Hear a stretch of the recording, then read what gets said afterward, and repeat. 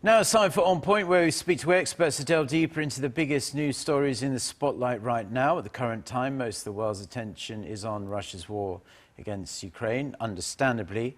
However, last Thursday, North Korea attempted to grab itself a few column inches by launching what it claimed to be a new, larger ICBM, which it calls the Hwasong-15. Since then, South Korea and the US, as we just heard, have reportedly concluded it was in reality the North's existing Hwasong-15 ICBM, not the brand new 17. But despite that, according to the North state-run media, after the launch, Kim Jong-un said the North needs powerful weaponry like ICBMs and nuclear bombs to ensure the regime's survival. For more on this, we connect to Mark Barry, North Korea expert and Associate Editor Emeritus at the International Journal on World Peace. Good morning, Mark. Good morning. So firstly, I want to ask, what is your reaction to reports that North Korea was likely economical with the truth by claiming the ICBM was Hwasong-17 when it was really an earlier iteration? So do you believe this was the case? And also, if so, why did they lie about something that can be easily proven to be false?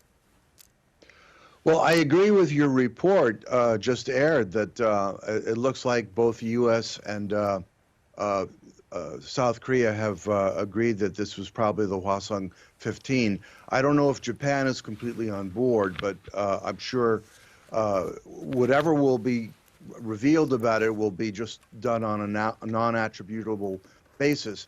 But for North Korea, they proved the main point, which is that it is an intercontinental ballistic missile capable of reaching the continental 48 states of the United States.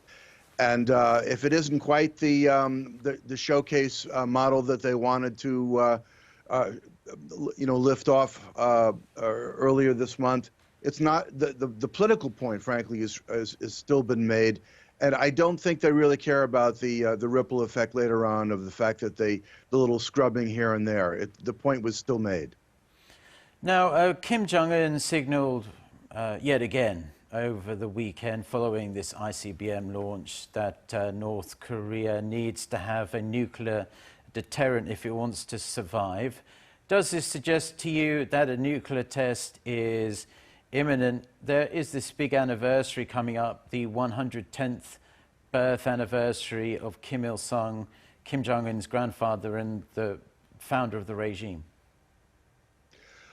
I do, but it has to be remembered that the site that you showed on the screen a moment ago, it's only about 80 miles south of the Chinese border. China does not like these nuclear tests. They don't need any more instability in Northeast Asia. They have enough going on in the world with all of the consequences of Ukraine's being invaded by Russia. So my feeling is that I also bet that there is quiet signaling going on from China that there may be consequences to Kim if he does conduct a nuclear test, because that's a whole other kettle of fish besides an ICBM. And Mark, outside South Korea and Japan, the North's launch barely was reported by international press because they're so focused on, the situation in Ukraine. Do you think the lack of attention kind of riles Kim Jong-un? And could this be an extra incentive for him to, really go for some headlines with a nuclear bomb test? I think headlines are less important to him, although he certainly made a nifty video, which has been seen all over the world. But again, as I said before, this is 90% oriented towards a domestic audience. You have to show to the elite who are supporting him that we're a strong nation. We may not be as economically powerful as we would like, but nobody, whether it be China, Russia, Japan, or the U.S., can push us around. That's why they do these tests, whether it be of missiles or of nuclear weapons. They want to be seen as a sovereign equal to the United States. And they've been working on this for years to make that point with the U.S., not because they're the worst enemy of the U.S. To North Korea, but because we're the ones most likely to actually accept them on that basis, so that they have far more room for maneuver. And finally, while I was putting together these questions for you, I noticed that you were quoted in a news article recently following the ICBM launch, where you leveled a lot of the blame for where we are in regards to North Korea on the doorstep of former President Trump and the current Biden administration. Can you expand on why you think that is the case and what they might have been able to do differently? And since Biden is the one in charge now, do you think that he really needs a complete rethink of his diplomatic outreach to North Korea? Well, I told Nikkei Asia that this is all the downside, the slow track downside of the failure of the Hanoi summit.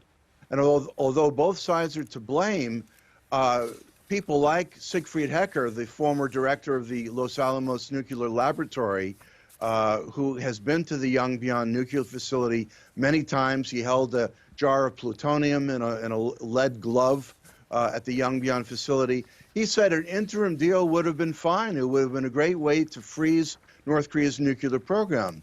But it appeared that President Trump and Mike Pompeo, contrary even to the opinions and views of Stephen Biegun, who was our representative for North Korean policy, did not want anything other than a complete freezing of their entire nuclear program, including undeclared facilities.